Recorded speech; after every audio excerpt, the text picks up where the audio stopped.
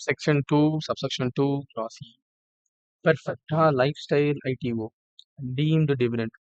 Not a shareholder of the company which has advanced a loan to the assessee and loan cannot be treated as deemed income. Deemed dividend.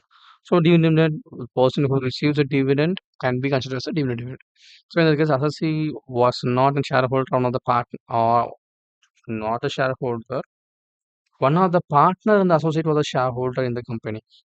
The advances of the loan to the assessee addition can be made as a deemed dividend. Oh my God. In the partnership firm, one partner was a shareholder of the company. So the other partner, so the other partner got the loan from the company. So the income statement saying that he who is a partner of the shareholder received the advance from that company. Such income is a deemed income. Oh my God. Oh my God. Oh my God.